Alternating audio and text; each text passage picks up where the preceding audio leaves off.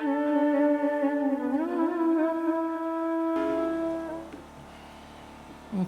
so I hear from the brahmacharis that they have finished verse number 9 of the 17th chapter, correct? Verse number 9 of the 17th chapter. This 17th chapter is called Shraddha Traya Vibhaga Yogo. No, it is called 3 types of Shraddha. Huh?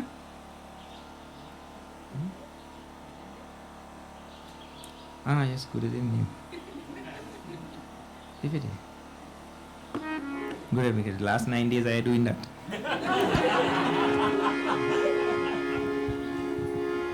Out of character. Every day we are saying one more name of Puja Gurudev. I mean, they have been seeing. Today we will see.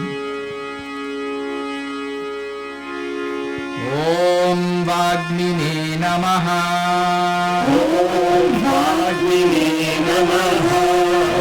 Om Vibhave Namaha. Om Vibhave Namaha. Om Vinodapriyaya Namaha. Om Vinodapriyaya Namaha. Om Vinayashilaya Namaha. Om Vinayashilaya Namaha. Om Vitaragaya Namaha. Om Vitaragaya Namaha. Om Vedanta Vidyaya Namaha. Om Vedanta Vidyaya Namaha. Om Shantaya Namaha. Om Shantaya Namaha. Om Shanti Pradaya Namaha. Om Shanti Pradaya Namaha. Om Shastrodharakaya Namaha. Om Shastrodharakaya Namaha. Om Shuddhatvaya Namaha. Om Shuddhasatvaya Namaha. Om Shruti-paragaya Namaha. Om Shruti-paragaya Namaha. Om Shrotriyaya Namaha. Om Shrotriyaya Namaha. Om Sannyasine Namaha. Om Sannyasine Namaha. Om Samabuddhaye Namaha. Om Samabuddhaye Namaha. Om Samabuddhaye Namaha. Om Samabuddhaye Namaha. Samabuddhi, Gurudev is. Samabuddhaye. Salutations to that one whose buddhi, intellect is sama. This sama word I told in many previous discourses, I told you this is the most important word in Bhagavad Gita. Eh? If you want to learn one word in Bhagavad Gita and study that word for the rest of your life, that's the best. Sama, 2 letters only. Sama. Sama means balanced, equipoise, equilibrium, like that. So his buddhi is sama, his intellect is sama, equipoise, balanced. From every point of view, we have to study that word and see how the buddhi is sama. It means that buddhi is balanced and equipoise with regard to the body. So the buddhi is so well balanced that it keeps the body also well balanced. That also now you have to study from every regard. The body is balanced from the point of view, it is not too big, too small, not too, what do you call that, fit, not too unfit. Some people become fit freak, eh? When you become a fit freak, that means you've forgotten the Atma, you're only thinking at the bodily level. So everything balanced, you see? You can become, the purpose in yoga, for instance, of doing all of these asanas and all these postures and all that kind of thing, right? That purpose is to bring control of the mind. But people forget about that part and become fit freak. Like that. Only fit, I'm thinking about fitness only. So fitness of the body and then no fitness of mind. So balance of the intellect requires a proper understanding that the body has to be in this state, this condition, so that it will be conducive to spiritual progress. The intellect has to understand that. So Samabuddhi means the intellect is balanced, but it understands what balance means at all the other level, because it is only with the intellect we can understand things. You can't understand things with your toe. Intellect has to be made balanced properly, not at the intellectual level. I mean, then from the body, emotional level, at the mind level of the emotions. That intellect has to keep things balanced there. Some people too emotional, and some people, well, no emotion at all. They're like stone. No emotion, period. So it's like just now when Varna was reading, and one exciting part is there, no? Oh, Gurudev! Somebody get excited. No? And the person with no emotion, Gurudev. No emotion, no excitement, no nothing. But it is the buddhi which has to keep that in check. And then with the buddhi itself, the most important thing about equilibrium, balance, equipoise, or samatvam at the intellectual level is to understand that things in this world only get value because we give them value. Everything in the world will get value because we give. That's why you have something called auction, you know. Without that, there can be no auction. Meaning to say, something in the auction gets a price because who put the price? The people here, the bidders, those who bid in. Yeah? Now one fellow was bidding on a parrot, a talking parrot. That price reached 5 million. So somebody wondered how the price reached so high, $5 million for a talking parrot. In the last day, telling the parrot, after I get the parrot and 5 million, telling the parrot, he said, "Way, you worth so much of money I pay for you. My God, I can't believe." And who were those people who were bidding against me also to send this price up? The parrot said, "Nobody was bidding, I was bidding."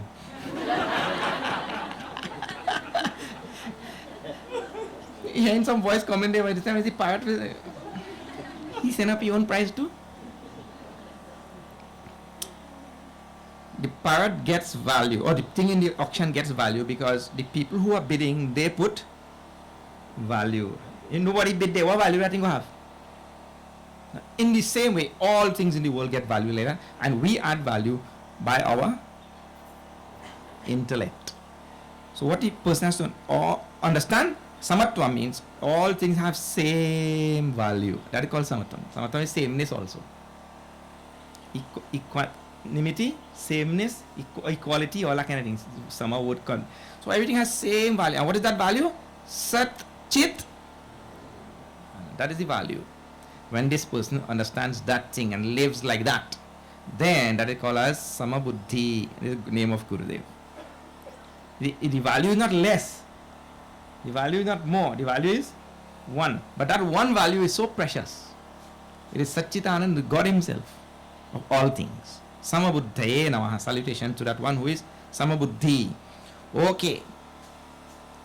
That is the name for today. Now, back to chapter 17. What is it? What he gives there? Shraddha Traya Vibhaga Yogaha means the separation of Shraddha into three types. Three types of Shraddha. Shraddha means faith. So what is really going on here in the chapter is, in chapter 14, Bhagavan spoke about the three gunas. Gunatraya Vibhaga Yoga. In chapter 14, which we saw long ago, in a different millennia. But that time, he just talked about the three gunas, Sattva, Rajas and Tamas, and did not give examples. He was speaking about the gunas per se. So here now, in the 17th chapter, these three gunas are taken and they are demonstrated in life. What you meet in life and which gunas they fit into. Whatever we encounter in life, we'll encounter all sorts of things. You see? Like some water will be sattvic. We encounter water, but some water will be sattvic, some water will be rajasic, and some water will be tamasic. Like that. So, anything you encounter in life, trees, A people tree is such a sattvic tree. Sattvic. Therefore we keep cows are sattvic, animals. So trees, animals, water, everything you encounter in this world. Some countries are very sattvic. Some tamasic. Some rajasic. You see? Anything you encounter. So now here examples in this chapter about sattvic, rajasic and tamasic things. So here if they finish in verse number 9, that means to say food is going on. Sattvic, rajasic and tamasic food. And what is left for me today? Tamasic food. Food ends in the verse we are supposed to see today, verse number 10. Right? And it deals with tamasic food. I wonder if they give me any hint. Shri Krishna Sharanam Mama, Shri Krishna Sharanam Mama, Shri Krishna Sharanam Mama,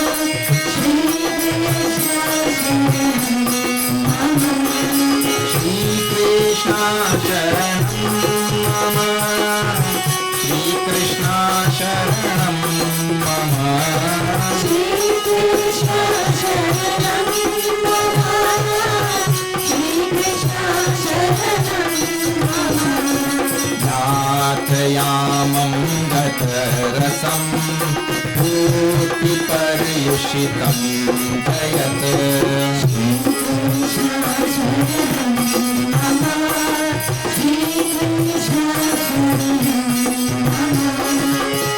Chishtam api chamidhyam bhojanam tamasapriyam, Shri Krishna Sharanam Mama, Shri Krishna Sharanam Mama,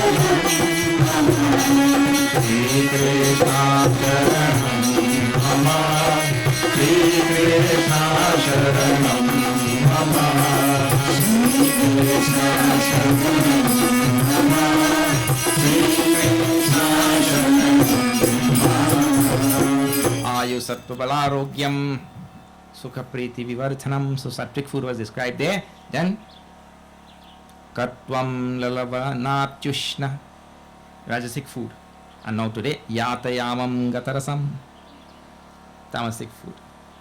So what is the tamasic food? Yatayamam Gatarasam. 2 words are given. Yatayamam means in all, when you have Shivratri night, they have prahar. Prahar, So how many prahar are there? 4 prahar in the night. So we divide time like that in Hinduism. We divide the day into 4 parts and we divide the night into 4 parts also. So there are 4 parts of how many hours that will be? 3 hours. 4 3 is 12. So 4 parts of 3 hours each. Right? So that one part in Sanskrit they call as yama. Yama means 1 hour portion. So yata yama means that one portion is gone. So when we cook the food and that one portion is gone, I mean that 3 hours gone, that food has become tamasic. After 3 hours, that one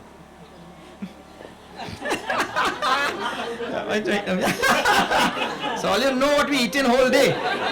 Every day, all about, all fast food, all it. Kya baat hai. That's why this whole species remain, Bhagwan Shankaracharya call everybody Moodha. We remain Moodha we whole life because we eat in Moodha food. Now can you imagine, those fast food and all these things, I don't want to call name, but all you know what I'm talking about. Yeah. They have that bread and all of those things in the refrigerator there for, means they make the loy and put the yeast and all that kind of thing, put it in the freezer there, and that thing there for weeks. And every day when they come, they pull out a tray and they put it in the oven there. And people eating all of the, and frozen dinners, and frozen things. Now, one more thing about this food is, we need some of sattvic, rajasic and tamasic. We need all, right? But what we try to do is to make the sattvic the most. You only eat a little bit of rajasic and even a little tamasic. That's why I see they to put a little bit of achar like this only. Other people eat achar and roti. Achar become the takari. Isn't it? A little bit of achar and kochila on the side. So it's supposed to be there, but only in little bit. I see like pepper also. Some little bit of pepper. And nowadays pepper chokha, pepper roti, everything. Yeah, pepper too bad. So yatayama means that food which has been sitting there for more than 3 hours. One of that prahar is gone. That food becomes tamasik. Gas finished.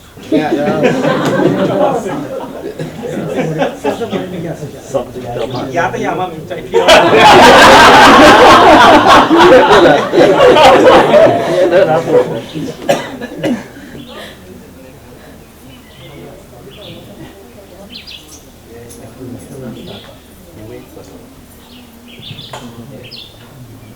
so when that 3 hours is gone, that food has become tamasik after that. Gatarasam.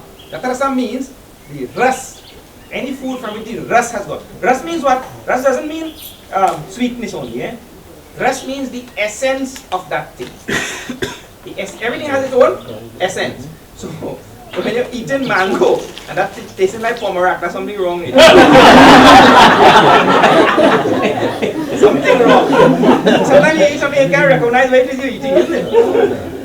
Anytime anything goes beyond recognition, the rus, gone. You're supposed to know what you eat. That's why I say you can't overcook the food. People overcook the food and the rus, the essence of that thing, gone away. That is called gatarasam. After yamam gatarasam, then it becomes tamasik. Puti. Puti means putrid. You know, it has some kind of cheese on it. There's little worms. No, I tell you truthfully. There's little, I think, there are worms.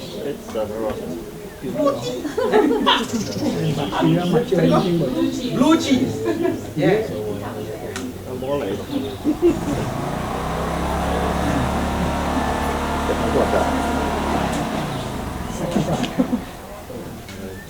Turn off all the thing. Unplug. So, puti. Puti means putrid. Paryushitam. Paryushitam means that thing stays like overnight or stays in the fridge or stays. See, this one is only 3 hours, right? That one stays like 3 months. all 4 prahar there. You make all 4 prahar. Chayat Uchishtamapi. Uchishtamapi means jutha food, you know jutha? Somebody don't eat from that. They eat half, spit out back half. And then others go on and eat that. Amitya. Amitya means food not fit to offer to Bhagavan. So now you have to study what is to offer to Bhagavan. There is to prepare that food. See how this is done. Even today, when you go to different places like Tiruvannamalai or you go to Balaji, Tirupati and all of these places, they have a special kitchen for Bhagavan. First of all. Then there are special rituals for the cook to do to cleanse himself before he go in the kitchen. The kitchen has to be in of a certain state, in a certain state, clean state. Then the one who is going to cook the food, he has to prepare himself to cook the food. And when the food is cooked, that is brought into the sanctum sanctorium and it is offered to Bhagavan immediately. So, and then what? Second thing is, only certain type of food can be cooked for Bhagavan. But you can't cook everything, you know. Like, you can't make all American food for Bhagavan, you know. That has to be vegetarian food. So like that, which cannot be offered to Bhagavan, that thing is also classified as, or stale food classified as amethyam. Amethyam is unofferable. Bhojanam tamasa priya. How to make up words here? Because English doesn't have all these type of words. Now, in all of this, if you notice, the definition of tamasic food is a general type of thing. Then it's not telling you which vegetables tamasic, which vegetables sattvic, which vegetable like that, right? So now a little bit of that I'll tell you, because it is not given here. That is given in other tikas and bhashya and like that in different places. There'll be. So foods that can be eaten raw. All vegetables that you could eat raw without getting belly pain, that I call as sattvic. Vegetables first, not fruits. I'm talking about vegetables. So you could eat raw all this broccoli and carrots and how many you could eat raw, right? Karaili. You could eat raw. Try, especially the little ban karaili. It's the best. It's so healthy. So all things that you could eat raw without getting belly pain. Second type of food, see, you could eat lauki and all everything raw, jingi, nothing will happen to you. Nothing will happen. You get frightened. People get scared for nothing that they don't know. Yeah. That also is true. What is lauki? First place they don't know. So those are called as sattvic food. Those things that you have to boil for hours. No, the second category will come there. Those things that you can cook fast. That is also sattvic. You cook them fast. Those things that you have to boil for hours. Yes, repeat dal. The same dish dal. Dal. Those things that you have to boil for hours like that. Red bean. Black bean. Any kind of bean. All beans. Correct. Not Mr. Bean. All beans. He say all bean. All bean. So those ones, they are rajasic like anything. That is why you see when the ancestors used to work in the cane field, right? They need a lot of rajas to work. So those foods were good at that time. It was okay. But this dal and all these heavy beans and all. See, among all of them, you have to look for the bean that boils the fastest. That is lentil. Lentil is the best among all, or what you call tur dal and all. There's another type of them. They boil very fast. That's why they used to keep urdi dal. They boil now for now. Urdi and the other one, moong. So those are better. But this yellow dal and this red bean. I'll tell you something. Please pay attention to this. A side point which you have to, when you're considering this, please pay attention to this. The colonial masters mapped out a dietary regimen for us. We never had time to think about it ourselves according to Bhagavad Gita and according to our Shastras. They mapped out a dietary regimen for us and we have been following it. And for example, if you look at the former slaves, they got an even worse dose of it than us. So you go, and I have to tell you all of these things, even though I'm sitting here in this position, but our duty is to teach, If you look at the dietary regimen of the former slaves, you will see that things like cow heel, pig foot, pig tail, gizzard, all them kind of thing, those were the unwanted parts of the animals that the masters themselves didn't want, and so they gave it to the slave. And those things now have become traditional things in that community. But if they don't get that, well, something wrong. In the very same way, this yellow dal, which is available plentiful in those days, chana, this and rice, they have all been mapped out for us. We didn't have a chance to think, well, whether eating sattvic, rajasic or tamasic. They map it out, and then because it was available, they could get it easy to feed the colonies. But we have to think now, at that time long gone, So this dal, very rajasic, bordering on tamasic also. Then, among things that we eat, the most tamasic among vegetables and things that we eat is tamarind. That's why tamarind chutney you have to have little bit like this. Although tamarind is big business in certain parts of India and thing. Big business. Little bit of tamarind only required. A very, very tamasic thing that.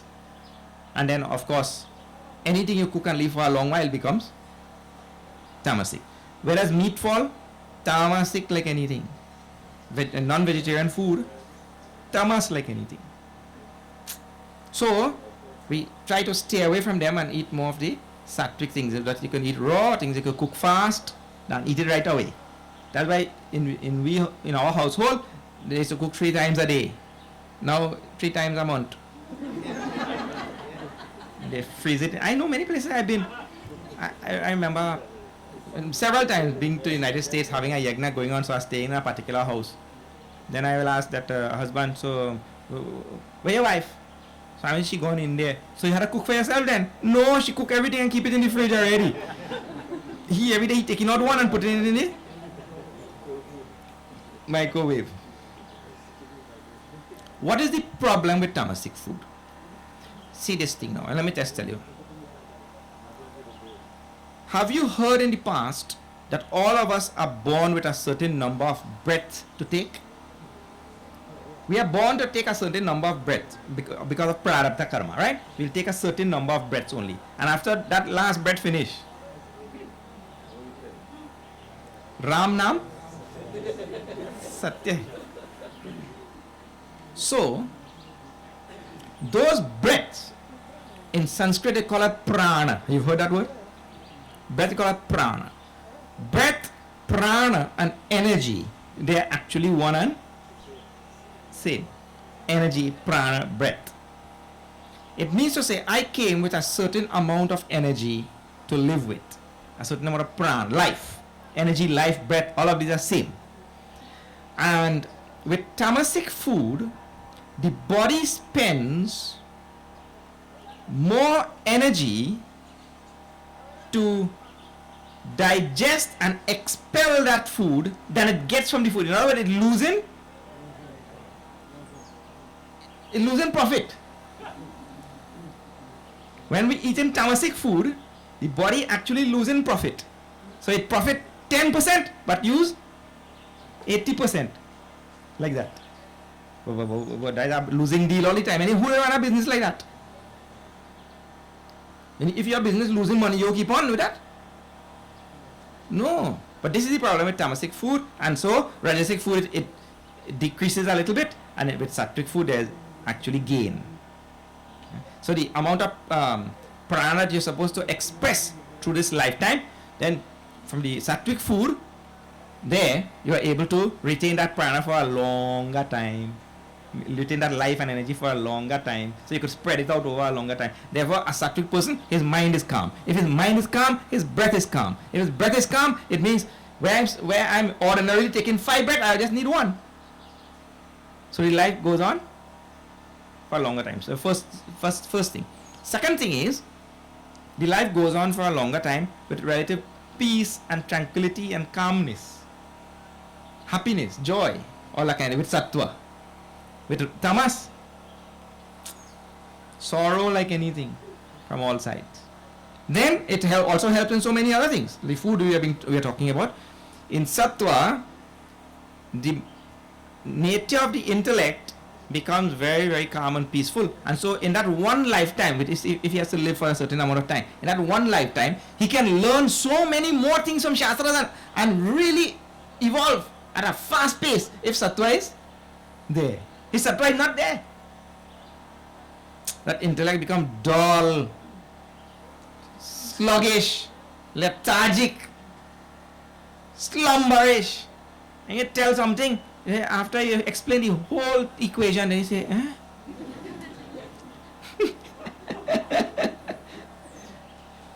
You have enough awareness even to stop you in between and say, no, go back, last step again. When the whole thing done, then you say, eh?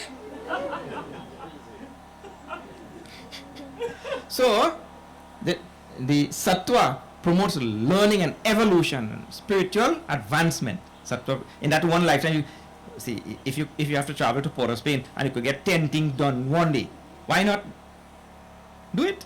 You'll come 10 times. So sattva promote that kind of, see. So the food is very important from all of these standpoints. Uchishtam apichame tyam bhojam tamasa priyam. Then what about now? Yajna, sattvic yajna, then rajasic yajna, and then tamasic yajna. Bhagavan tells now. Yajna is also sattvic, rajasic, and tamasic.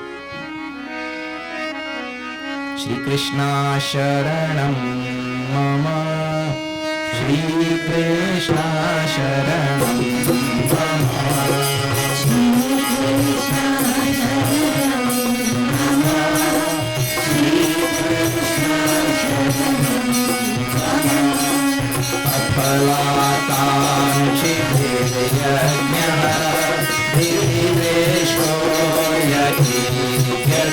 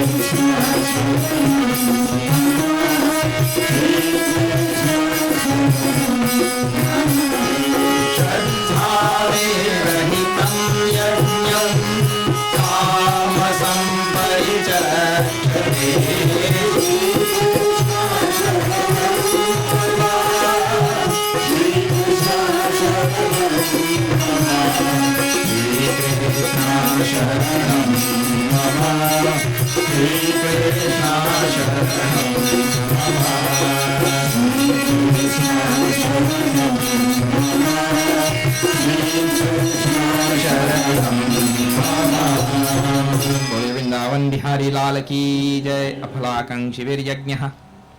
Yajna is said to be sattvikaha, which is aphalakangshivihi. Aphalakangshivihi means that yajna which is done without any hankering over the result. So then, what will prompt the person to do yajna then?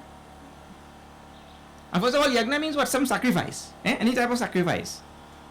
So by what he will be prompted to do that yajna without any desire? He should be prompted by the welfare of humanity. You're doing this yajna for the welfare of humanity. That should prompt. That is first thing. So, second thing, out of duty. Duty and welfare, those are the two things should prompt the yajna. So he has no personal desires, you see. Aphalakangshivihi. Not hankering over any results. I do it, whatever the benefit to the society, let it be. And it's my duty as a householder. All householders have to do yajna. All householders have to do the yajna. The other three ashramas are exempt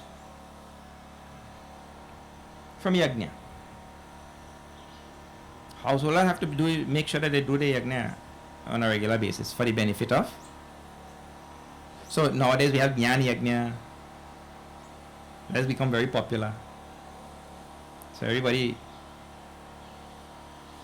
So in that Jnana Yajna, what happens there?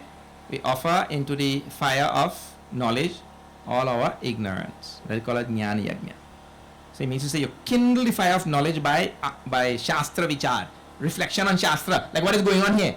108 days, Gita Gyan, Yajna. So we're kindling the fire of knowledge. In that fire of knowledge, all our ignorance will get burnt. That is the Yajna. So we do it, and whatever is benefit to Trinidad and Tobago, let it be. We don't want to get anything from it.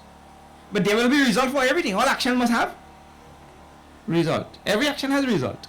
So let the result be what they may. Let the what is that? Let it fall. Let the chips fall where they may. Like that. You just do it. And it's also the duty of Chinmaya mission to do this, because who else will do it? So we do it. And let the chips fall where they may. Aparakang shiveri yajna. Vidhi drishtoya ijjate. Ijjate means offer as yajna, in yajna. Ijjate vidhi drishtaha. Vidhi drishtaha means paying attention to all the scriptural injunctions and traditions that have been laid down by the rishis. So this is laid down by our Gurudev, the modern rishi. So we do it in that same style. We pay attention to that. Gurudev laid down a wonderful tradition of Gyan Yajna. So we're paying attention to that. Vidhi drishtaha. Vidhi means rules, propriety, all that kind of thing, laid down, established injunctions. So we will, the rishis also walking shastras, so we follow their footsteps. Walking shastras, we follow. Yashtavyam eveti manaha. And see, this is the bhava I was just telling you. Yashtavyam means which ought to be offered by us because of duty. We are bound in duty to do it. We have no other choice. So we are doing it because of that. Yashtavyam, it has to be done. Not that, you see, let me tell you how people, what they replace this with. Yashtavyam word means that ought to be done. But my duty. People replace that with, but if I don't do that, things go start to go bad, Last week I done hit me big toe already. And you see the time pass. Look, last year we did do it, last month. 1 year passed and this is the next month. And I done hit me big toe one time already. So superstition and fear and all kind of thing come in his heart now, right?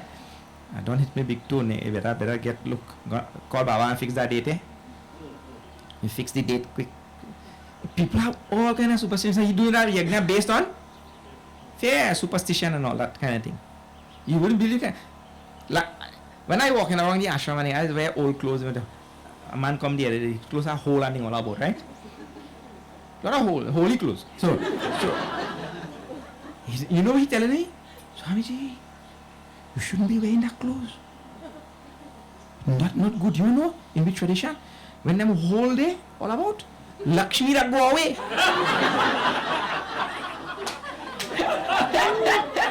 He have plenty hole, Lakshmi gone.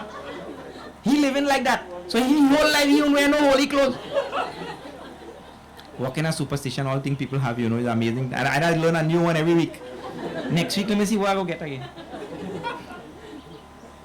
So, Yashtavyam eveti manaha. This Bhagavan puts very nicely there. In the mind, there should be this understanding that as a householder, as an active participating member of society, I have a duty to do this type of yajna.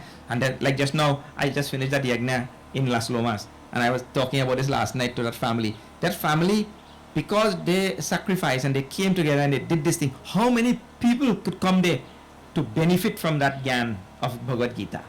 They made it possible for so many people to come together. And they don't know who will come and who will not come and all that kind of thing. You see? Let the chips fall where they may. Yashtavyam eva iti manaha. The mind should have that understanding. Then samadhaya sasatvika. That which is offered in this way, and that which is sacrificed in this way, that is called sattvic yajna. Now it get interesting. Rajasic and Tamasic coming up. See, sattvic is real nice and sattvic, what you do. When you go to Rajasic and Tamasic, I think it get very interesting. We like to hear that kind of thing. Avisandaya tu phalam dambartamapi chaiva yat Rajasam Vidhi. You know that yajna to be Rajasic, which Abhisandaya to Phalam. Abhisandaya to Phalam means he looking for a result. He doing this yajna only for the result. I want to know what I get in first. Don't tell me that. First you tell me what I will get. If you can't explain this thing to me properly, I won't do any yajna. So you want to know what you'll get. Looking toward that result first. Then Dambhartham. Dambhartham word we've seen in the previous chapter, chapter 16. You have seen already. Dambo Darpo Bimanascha. When Bhagavan starts in the very first verse to list all Durgun. Durgun means bad qualities, evil qualities, like that. All Asuri Sampat, evil qualities. Very first word Dambhartham. Dhamma Darpa Abhimanascha. First thing.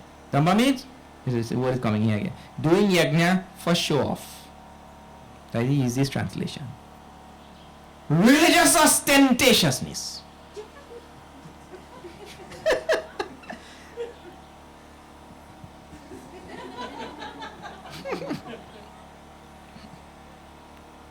They only had 200 people in the yajna. I go make that yajna and I go make sure every night have 500 people. I go feed 500 people. And then, so on the one hand, he's looking for some result, you know. When I do this yajna, I'll get more money because the more you give, the more you get. You see, that is irrational. That is true also, but that is what irrationally using. That is true also, but we can use higher and higher rational. You see? But he's using a low level rational. What? The more you give, the more you get. So, Abhisandhaya to Phalam. He's looking for the result and using that rational. Then he's doing it for religious ostentations. At the same time, he's using it as a means to pounce on the fellow citizens around him, that he had to show them that I outdid you in that yajna, you know. You only have 200 people. I go make sure that I have 500 people. And they call him no local Baba. I call a foreign Baba. Yeah. All them guys, there's no joke. I'm telling you, I see this on a regular basis. Those things happen. People like them things. And I'm not see, they tell me to. They tell you, especially when they meet people like us who do, you know, they feel like when they tell me, then it gone to some airs that they get more. This Dhamma word, you should study. It's an amazing word. This human being, like, remember I was telling in the Narad Katha in Ramayana, how Narad likes notice, how he likes attention, how he, you know, those kind of human being, that is strongest guna in human beings. So, when you do it with show off, that means what? You want people to? They call us Dambha. This is a very strong word. We call it is Rajasic. Ijjate Bharata Shrestha, oh Arjuna, Bharata Shrestha, Bhagavan calls him. See, in this verse, where Bhagavan is calling Arjuna Bharata Shrestha, what guna is being described? Rajas. Rajas is being described. Arjuna is what type? Rajasic. So, Bhagavan calls him Bharata Shrestha, meaning to say, even though you are of the Rajasic type, you are Bharata Shrestha, the greatest among the Bharata in the Bharata dynasty. It means to say you are not guilty of this thing. It means you are Rajasic by nature, but you don't fall prey to this Durguna. Because he's Shrestha, best in the Bharata dynasty, you see. Tam Yajnam Vidhi Rajasam. This is Rajasic Yajna. The people looking for the fruit and want to get a little social mileage from the yajna. Yeah, social mileage from the yajna. You know, ascend status one notch up. Then Tamasik yajna. Well, it get more interesting now. Tamasik yajna. Vidhihi namasrishtanam. Vidhihi means, well, he is following no shastras and no tradition and no nothing. He doing that as he feels to do. What about mantras? And you see mantrahinam also. Mantrahinam is akshinam. So it means he's not following any of the rules. Then you wouldn't believe Bhagwan Shankaracharya gives some really nice commentary on this verse. Vidhi means not following any of the rules, any of the tradition, anything laid down by Shastra, anything laid down by the Guru and all that kind of. So what kind of yajna are you doing? Well, light a fire, eh? And into that fire you offer anything. Whatever you feel to offer. You know, it's a rice and sugar and things, so, and ghee. So you offer some dal instead. And ghee you get some coconut oil. If you follow no vidhi, you see, you offer some coconut oil and all. No, if vidhi is there, it says ajyam chavarti samyuktam vahina yojitam maya. You're supposed to use ghee. The mantra saying ajyam, so you're supposed to use ghee. The mantra saying one thing, you are fine. Something else. For years we did that in Trinidad, you know. If you see the mantra for the leaf, palla, that twigs. Yes, and we offer a mango leaf. Now, of course, the society has to go through a certain period of education and all that. That's an evolution, and that's okay, right? So now that is coming. Mantra, proper mantras have to be used. So you're following vidhi for whatever you are doing. So vidhi. Then vidhinam asrishtannam. Asrishtannam means with no offering of food. I mean, yajna offering of food must be there. See, Bhagavan only says offering of food. No, Bhagavan has said to who? So how much food and to who? And it means to say food to the people who come in the yajna or food to Bhagavan? Yes, in the yajna, food must be offered, because if it is not offered, it's tamasic. But he didn't say anything, so he left that open. Bhagavan Bhashakar says food to Brahmanas. So in the yajna, food to the Brahmanas. Those who are Prajnaha, Brahmanaha, means all of those who are the ones who are well versed in the Shastras and all that kind of thing, right? Follow the Shastra Vidhi and all. So food to them. So if that food is not offered, then tamasic yajna. Tamasic yajna, asrishtannam, mantrahinam. Bhagavan Bhashakar goes to work on this word. And this, you have to pay attention. Eh? Mantrahinam means several things now. He says there, Swarataha, Varnataha, that mantra should be a Chandataha, also another place. That mantra should be in the right Chanda, that should be in the right Swara, with right intonations, and Varnataha. The pronunciation has to be immaculate. The pronunciation of the mantras have to be proper. Otherwise, tamasik yajna. That word he puts there.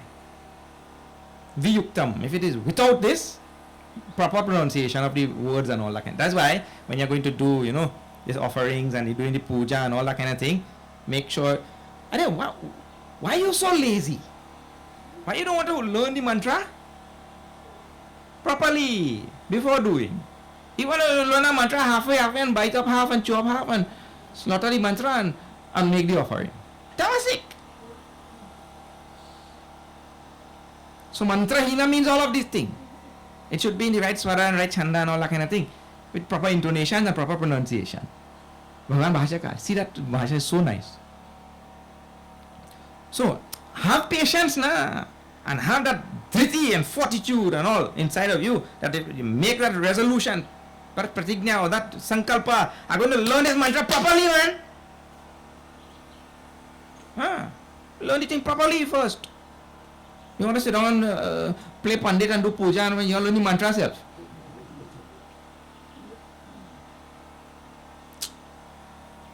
So do it properly. Adakshinam. Tamasik yajna, adakshina means no dakshina given. You call the Baba hunting and Baba, you know, no recession come. Price of gas gone up. Price of diesel gone up. Price of rice and flour gone up. Everything gone up. You know, thing bad. No dakshina for Baba. Terrible thing, eh? You're supposed to give the pandit dakshina. And that also, it says Yatha Shakti. Bhagavan says Yatha Shakti. When we talk about Dhanam in the previous chapter, Dhanam Damascha Yagnascha, there his word is Yatha Shakti. The Pandit also has to understand that. Yatha Shakti means according to his capabilities, yes. A poor man can give less, a rich man can give more. But what has happened? That thing has switched. Very often, more often than not. That does switch. The poor man has to give less and the rich man has to give more. Dakshina. Because there is no specified amount. You don't have any 10% in Hinduism. We have no number. That is more in line with nature or not? To not have a number and say Yatha Shakti, that is more in line with nature or not? More in line with nature. Very natural religion. Hinduism is a very natural religion. Of course, that 10% works for them also. That because if a poor man or 10%, he want to be less. And a rich man 10%, he want to be more. So it works there. But there is no percentage. See, because it leaves room for a sudden and inexplicable outburst of charity. So it's not a percentage, you give all, 100%. It's a good thing. Amazing it is. So, when there is no standing order in the bank, you can express yourself as you feel. Very natural it is. Vidhinam srishtanam mantrahinam dakshinam shraddha virahitam yajnam. Yajna which is devoid of shraddha. There is no faith. Then on what basis he does? There is no faith, He doesn't have any shraddha or faith. On what basis such a person will do a yajna then? Fear. I just told, if I don't do it, if he has no shraddha and thing, that, I'm doing it for the welfare of society, as shraddha, I will evolve spiritually and go to Bhagwan, this yajna will make me, this yajna has shraddha, faith, this yajna will make me evolve, I will give me chitta shuddhi, purity of mind, and I will be able to acquire the knowledge more easily, and that kind of shraddha is not there. He's doing that because if I don't do it, something coming to get me, then go get me in the dark of the night, creep under the crevice of the door. He gets scared, So, Shraddha Viraitam, he's out of fear only he does it. Superstition and fear and all that. That is what prompts him. Then, no. Tamasam Parichakshate Deva Dvija Guru Prajna Pujanam Shauchamarjavam Brahmacharya Mahimsa Cha Shariram Tapa Uchate. Different types of tapas Bhagavan gives now. What is tapas at the bodily level? What is tapas at the mental level? And what is tapas at the speech level? 3 levels he gives. Tapas at these 3 levels. Now I have to see. That's why I use the computer now. Why in the middle I got to turn this page. That'll give a little trouble.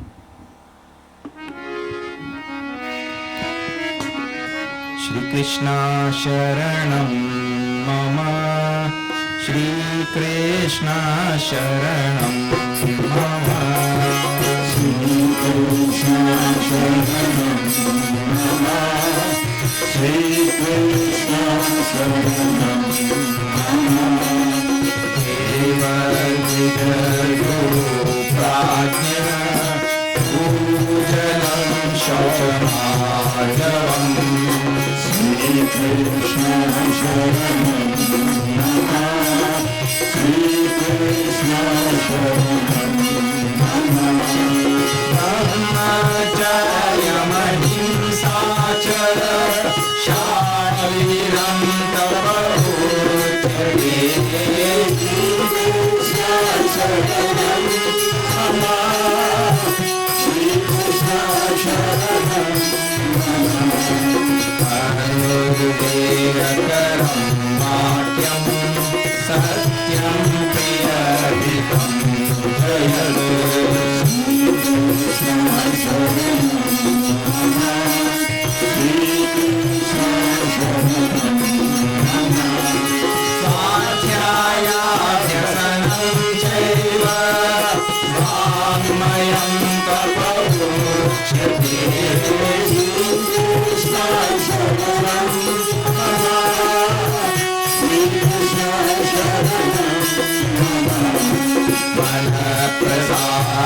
सौम्यत्वं मौनमावनिनिग्रहः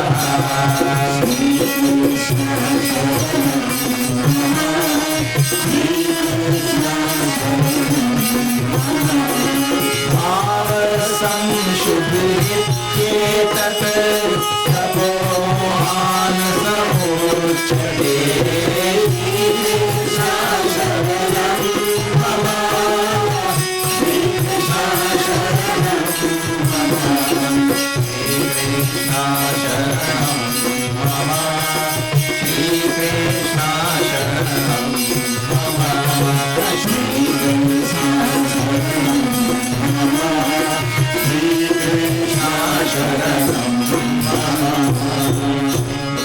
Vrindavan Bihari लाल की जय. Shariram tapah. Shariram tapah means bodily tapas. Tapas now is giving out 3 types, right? But I thought the topic was sattva, rajas and tamas. None of us have anything about sattva, rajas and tamas now. He leaves sattva, rajas and tamas and gone to tapas. Don't worry, Bhagwan doesn't miss out anything. Coming back to rajas now. You don't think Bhagwan is we who do pay attention, who do pay attention. Bhagwan will pay attention. So he gone into tapas, but just now you come back with sattva, rajas and tamas. He'll pick up the thread again. So now see, bodily tapas, speech tapas, and mental tapas. So what is the bodily tapas? He says pujanam. Pujanam is bodily tapas because you do puja with your body. You're offering and all with the body. Agraya Savadevanam Dupoyam Pratigrihitam. Like that. Dhupama Grapayami. Wait, you can't do that with your mind. You ring the bell with your mind, now let me see. Or ring the bell with your speech. Bring. You ring the bell with your speech. Bodily is pujanam. But puja for who now? He says Deva, Dvija, Guru, Prajna. These are the ones who are worthy of puja. God, Deva. First is Bhagwan. So doing puja for Bhagwan, that is called body tapas. And we have to do tapas at all levels. Then doing puja for Dvija. Dvija means twice born, literally. Twice born. You see where the word come from? Born again. Twice born. All reptiles and birds, they are called Dvija also. Because they born 2 times. All reptiles and birds. How? First they born as an egg. Then from the egg they born a next time again. They born as a hatchling. 2 births. Yeah. So, those who, see when the 2 birth means what now? See, first, they are in some state, even though they have come into the world, they are not functioning as a, when you're born as an egg, right? Not functioning as a viable creature. They are born already. So, in the very same way, all of us are born ignorant. We are born in the animal bhav, a swabhav like. So if you leave a child like that when he's born, right, he'll be no different than an animal. But when you take the child now and you sanskarize that child, you make the child understand that you're a human being, you're endowed with an intellect, and that intellect you can intuit the higher reality, that there's something greater for you, something destined for you. And the person who makes that turn from that animalistic type of life and he turns into the spiritual life with a strong sankalpa, that is usually symbolized by the Janeu. That is a turning. He's born a second time there. He's initiated into Atma Jnana, the knowledge. So there is second birth. So anybody who has gotten that Janeu, as a kind of guide, when is the second birth? The time of Janeu. But realistically, it really is the, but that could just be a sanskar. They catch him and they give him Janeu. They shave out his hair and they live a chorki, right? And this poor fella, he know nothing. And he goes on to live from that just like the animal. That happens, na? In fact, that happens more often than not. Because At that point, he's supposed to go to Gurukul, and the Guru is supposed to start teaching him. But where is the Gurukul landing now? He just gave Janev, and he have a thread day hanging. And no Guru initiation of knowledge and nothing. So the real meaning is that when that person makes that spiritual turn and gets initiated into Atma Gyan, that time he has really taken a second birth. So worship of that Dvija who has taken that second birth. Guru, worship of the Guru, puja of the Guru, and puja of Prajna. Prajna means who has knowledge of the self. He's called a Prajna.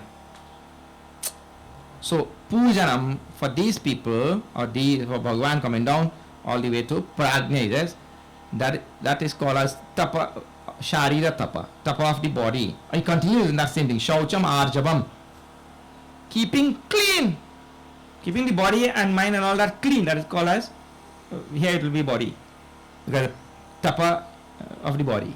So keeping the body clean all the time. When we enter ashram, in the beginning itself, the rule is laid down. You have to take a bath 2 times a day, twice a day. So they got shaucham, arjavam, bodily level. Arjavam will be keeping the body straight all the time, not slouching. What do you call that? Slouching. Slouching and he says up straight quick.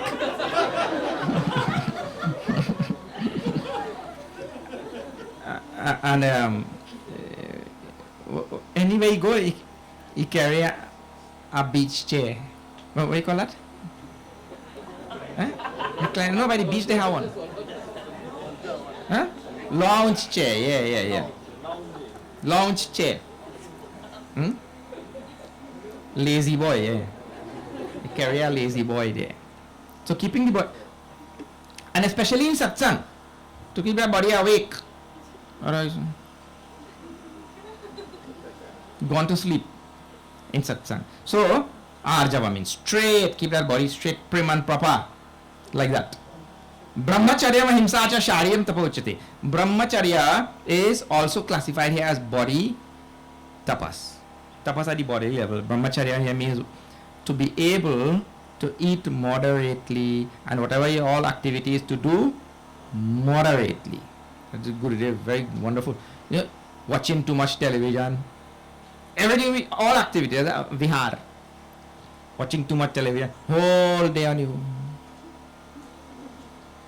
Yeah. And one fella, his wife is to always be on the phone like that for hours and hours and hours. One day she on the phone only for half an hour. He said, what? Only half an hour? My God! Who was that on the next side? She said, that was wrong number.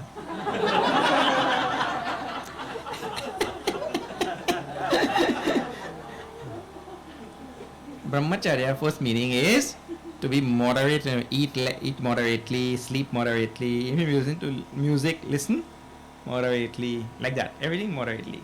That is, Brahmacharya also means continence, means abstinence. Abstinence from many things, including abstinence from sex.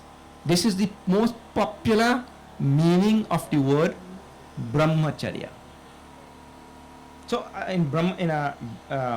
whether it is Brahmacharya stage, householder stage, Vanaprastha stage, that abstinence means this capability of the human being is given for procreation.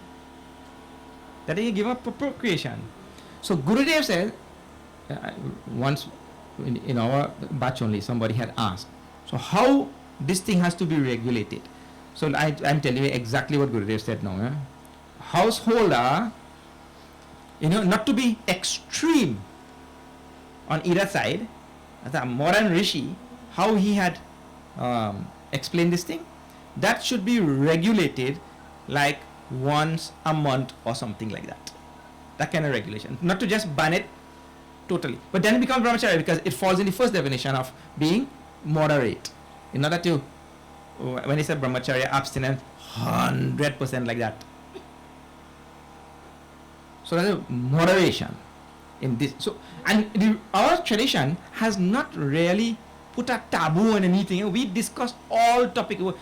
It is Western traditions which have put a taboo on people's mind and all that kind of thing. Or tradition, because it's part of life. But you have to explain everything. Shastra has to deal with everything. Why go leave out some things? We have to be dumb to leave out certain things. It's not part of life, or how you could just leave it out? So that type of restriction is for married people and all that kind of thing. That is brahmacharya. That is tapas at the level of the body. Ahimsa word is there also. Non-injury to others, mental or physical injury to cause to others. That is body tapas. All right. Now what is speech tapas now? A very, very famous verse. Anurvegakaram vakyam satyam priyahitam chayat. That speech at tapas level, tapas at speech level is speech which is anurvegakaram. Anurvegakaram means don't cause in any other person's mind any bad feeling of any type. No, that feel is open.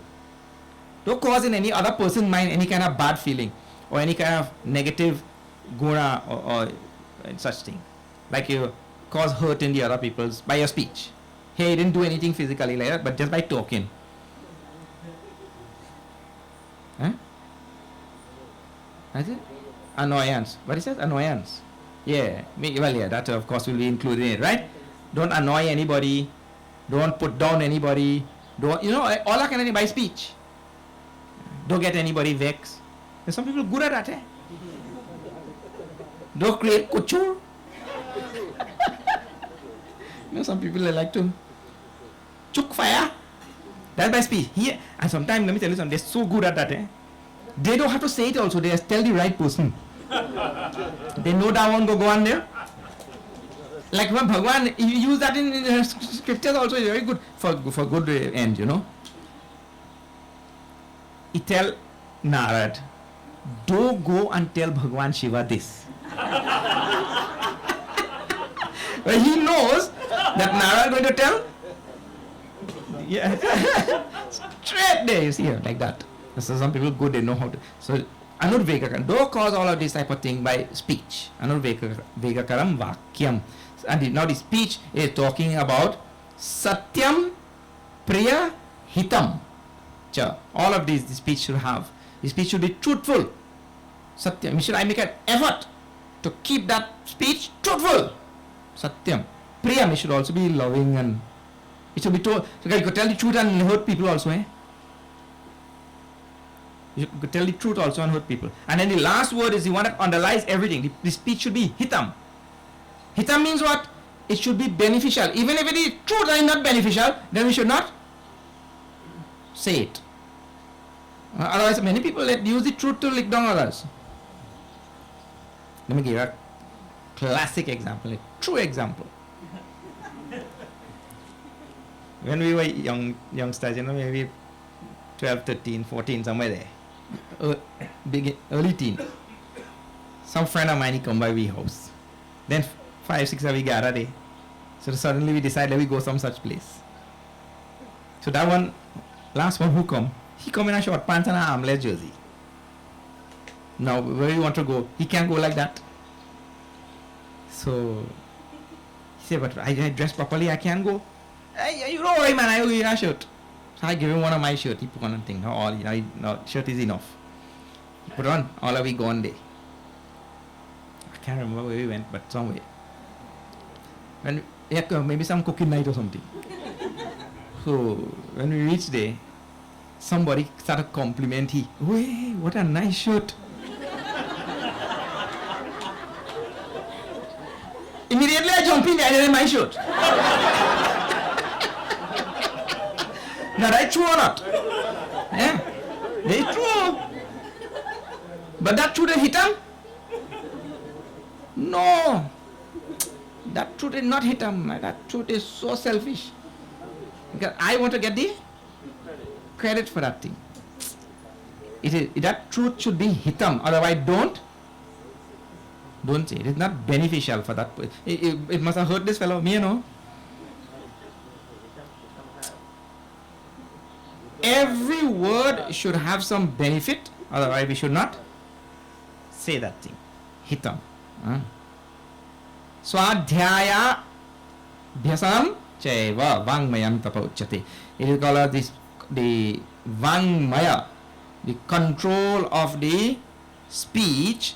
And here a very interesting thing comes. With Bhagavan Shankaracharya, I had to do some real thing to explain that. How does it come under speech if you do swadhyaya, self-study? How is that the control of speech? How is that the mastery of speech if you do self-study? Well, this is a very important. Please pay attention to this now. Means self-study means you take Gita and you study, take Ramayana and you study, take the Shastra and you study. How is that mastery of speech? But this is one of the biggest problems that we have. Do you know, we most times are incapable of expressing ourselves properly because we have not read properly. People who read more can express themselves more. So expression is speech or not? And that comes from what? Reading. So there is a connection in the, at this ordinary level, now we can see there is a connection between reading and speech. Some connection is there. So now let us see a little bit about that connection. When we are reading or studying the Shastras, please pay attention to this.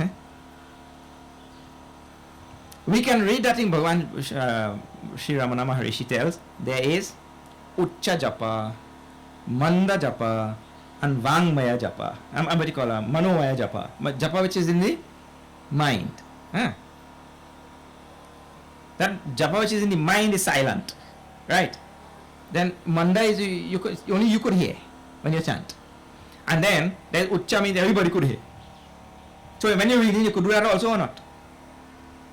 So just now when we're now reading out the speech, that's Uccha, saying it loudly. But then you could take a book and you could read only for you to hear. Dan is the man in the van. Only you hearing that, unless there's a microphone, everybody hear. But then the last one is you're not saying any words, you're only reading in your mind. Now please tell me something. When you're reading in your mind, or when you're saying on mantra in your mind, or you're thinking, all of that which is going on in the mind, it is going on with language or not? Because people are asking, what language you are thinking. People are asked, what language do you think in? You see, we think in different languages, and people think in different languages, isn't it? So that means language, thinking also is done with a language.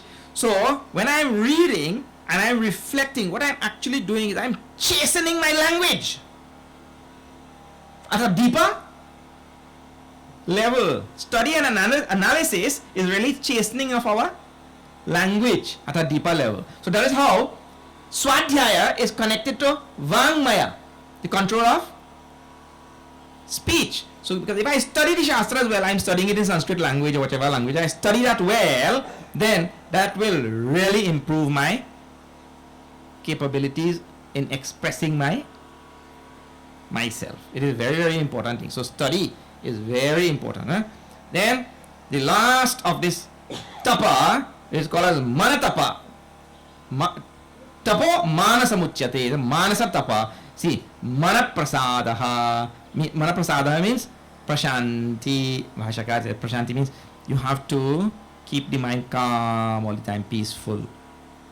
Keeping the mind calm and peaceful. That is called as tapas at the mental level. Saumyatvam. Saumyatvam means sweetness, pleasantness. Keep the mind sweet and pleasant all the time. Then maunam, atma vinigraha. Mauna means, now see just now mauna should have been speech. How wonderfully Bhagavan has put his word together. If your mind not quiet, your speech will ever be quiet. That means it's a person who talking non-stop. You could understand what's going on in his mind. You have to be so aware. Look, I talk too much.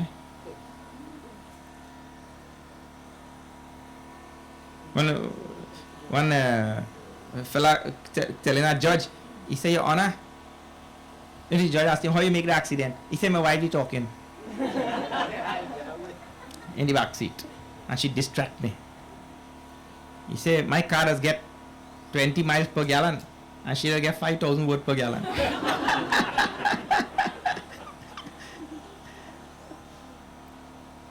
speech on the outside, when it comes out non-stop, that shows that inside also the mind is going on non-stop. So if we want to have this speech on the outside quiet, then the mind has to become first quiet. So that is how here in Manatapas, Maunam is given. So when he says Mauna means first keep the mind quiet. Here Maunam is quiet at the mental level.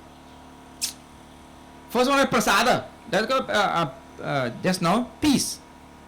Keep it peaceful. Keep it quiet. The mind. Atma Vinigraha. Atma Vinigraha means to have control over the whole personality. Because all of them start with the mind. So control the whole personality. Bhavasam Shuddhi Tietat. Bhavasam is purity of mind. We remove all the Durgunas, which was listed in the previous chapter. That's why this is coming after. Durgunas living in the 16th chapter. All them bad qualities there. So Bhavasam Shuddhi means to have that pure mind devoid of all of these bad qualities listed there before. So go on every day identifying, well, this Durguna is there in the mind now, I have to remove it. I have a habit of doing this. I have a habit of doing that. I have a habit of doing the other thing. And when I see the junk food, I really irresistible. That I should look, that thing just be irresistible. I will be master of my mind. Not that my mind will be master of me. So I remove that Durgun. Or when somebody tells me something, I have it, and I shoot back immediately. If you shoot back with something funny, that is okay. But people have a habit of, if he says something, I have to outdo he. So look at the Durgunas of the mind and remove them one by one. It's called Bhava Samshuddhi. Keeping a pure mind, a heart all the time. Right? They call it Mano Tapa. Mano Tapas at the level of the mind. That last one, that the most that is required there is observation. The most important thing. Observation of the mind. My mind has a habit of doing this or doing that. To observe, that is the first step. If that observation is done, the others will follow. But many times we are not aware self. So this is called the three types of tapas at the physical, speech and mental level. Okay. Now Shraddhaya Paraya Taptam Tapas Tat Trividham Naraihi. Now see, Tapas Tat Trividham Naraihi Apalakang Shibir Yuktaihi Satvikam Parichakshate. So here Trividham here in this next verse now refers to these three types of tapas which are just spoken about. So Bhagavan didn't lose the thread. The three types of tapas which I just told you. Now I'm going to tell you which one is Sattvic, Rajasic and Tamasic. But that he'll tell on the mainland. He will not tell that in Shakari.